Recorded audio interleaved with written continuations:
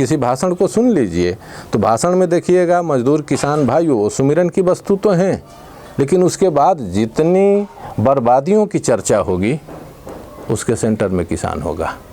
मजदूर कहीं कहीं से उसको ये पाबंद लगाने के लिए उनके इस सवाल को और पुख्ता करने के लिए उसको लाया जाएगा।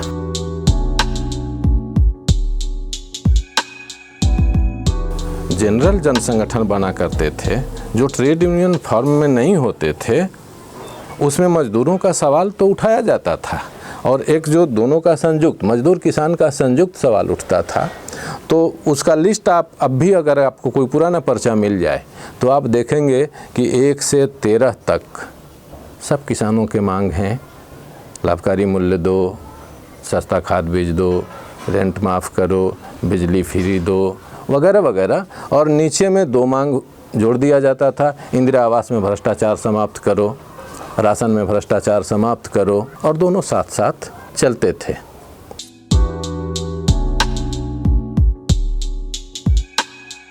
हर जाति के लोग हैं हमारे यूनियन के साथ। आप यह समझिए कि ब्राह्मण से लेकर चमार तक। कुनार एक गांव है जहां पलदारी का काम ब्राह्मण करते थे, वो पलदार लोग यूनियन के सदस्य हैं। जैसे ब्राह्मण मजदूर का है कि वो अगर अपने घर में है तो निश्चित रूप से ब्राह्मणों के प्रति जातीय सवाल उठेगा, तो उसके अंदर एक सिंपैथी है। लेकिन बाकी चीज़ों के लिए वो यूनियन पर निर्भर है, उसकी आवाज़ कोई उठाने वाला नहीं है, तो ये उसकी व्यवस्था है कि वो इस पर न चाहते हुए भी चुप रहे। मैं यह नहीं कह सकता कि उसकी मानसिक स्थिति बदल गई है।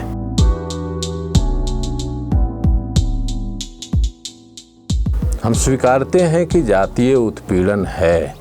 हम तो यहाँ तक स्वीकारते हैं कि आज जो बलात्कार बढ़ा है यह उसी जातीय उत्पीड़न का एक रूप है, और बलात्कारों का कारण यह भी है कि उस बेटी के बलात्कार के द्वारा उसके पिता को, जिसका मनोबल बढ़ गया है, जो नीची जाति से आता है, उसको सज़ा देने के लिए होता है। ऐसा भी हुआ है। आपस में जो दलित जातियां हैं या जो उत्पीड़ित जातियां हैं वो तो सीधे सीधे मजदूर भी हैं। तो जातीय सवालों पर हम लोगों को बहुत वैचारिक काम करना होता है। लेकिन हम देखते हैं कि ये तो पुश्तैनी जो विवाद है, 2 जातियों के बीच जो चीन की दीवार खड़ी की गई है, उसको तोड़ना इतना आसान नहीं है। तो हमारे साथ जब वो जुड़ते हैं तो जो उनका कॉमन मुद्दा है उस पर जुड़ते हैं। कई बार हमको व्यवधान डालता है जातीय विवाद और बहुत तरह के विवाद। गरीबी अकेले नहीं आती। यह तबका हमारे समाज का सबसे अविकसित तबका है, सबसे तलछट में रहने वाला तबका है। इसके अंदर एक से एक झगड़े हैं। इसमें हम लोगों को भूत का झगड़ा भी देखना पड़ता है।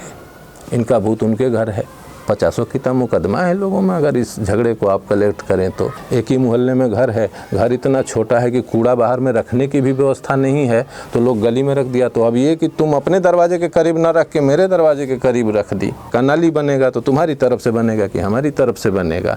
इन सब विवादों को हमें झेलना होता है।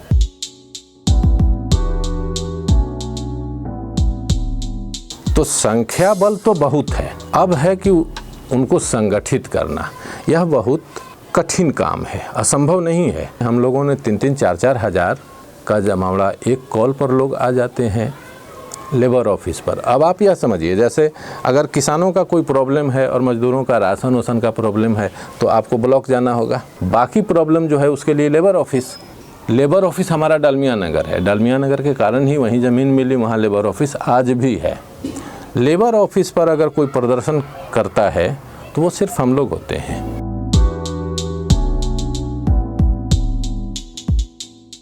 इधर किसान आत्महत्या का मामला आपको नहीं मिलेगा जिन कारणों से, जैसे इधर बहुत कम ही हुआ है, लेकिन जैसे इधर के इलाके में बैगन की खेती होती थी। धनी किसानों ने बैगन की शुरुआत की, अच्छा फ़ायदा हुआ। इधर में और उधर में टमाटर की खेती शुरुआत की, उसमें अच्छा फ़ायदा हुआ। देखा देखी दूसरे लोग आए तो ओवर प्रोडक्शन हुआ, सब नाली में जाने लगा, खरीदने वाला कोई नहीं था। तो इसके चलते जो छोटे थे, जो नए नए शामिल हुए थे, उनको देख के, वरना वो तो धान और गेहूं पैदा करना चाहते थे, तो धान गेहूं से उनके खाने का तो काम हो जाता था कुछ। अब टमाटर खा के तो वो नहीं रह सकते ना, सिर्फ बैगन खा के तो नहीं रह सकते।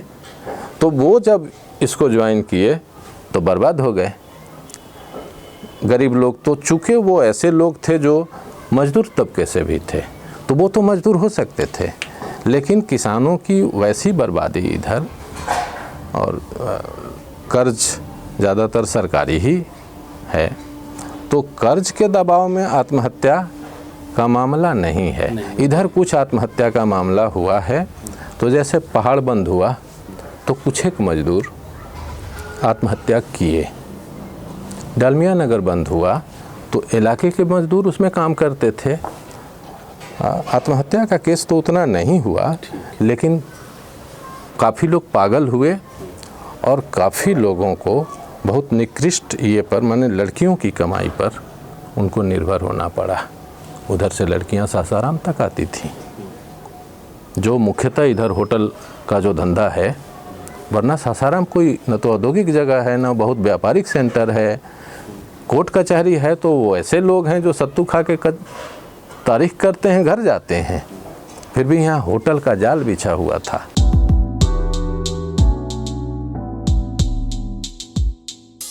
जब नरेगा आया था तो किसानों ने इसका, बड़े किसानों ने खास करके ज़बरदस्त विरोध किया था कि इससे उधर काम करने जाएगा तो हमको एक तो मजदूर नहीं मिलेगा, और मिलेगा तो हमसे ज़्यादा दाम मांगेगा। बहुत बाद में वो लोग कन्विंस हुआ कि वहाँ मजदूरी बेहद कम रहेगी और वो इधर आएगा। तो अब नरेगा का विरोध उस तरह वो नहीं करता है, बल्कि अब तो नरेगा में जो भ्रष्टाचार है उसमें उसके हिस्सेदार हो जाने का स्कोप भी बन गया है, उसमें कमा लेता है।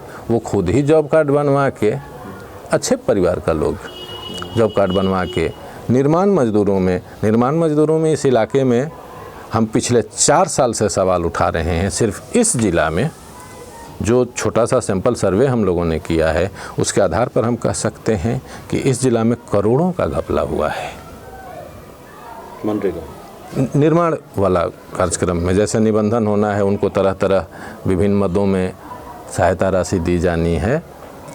तो शुरू जब हुआ था तो 15,000 का एक चेक दे रहा था साइकिल औजार खरीदने और घर मरम्मत के नाम पर।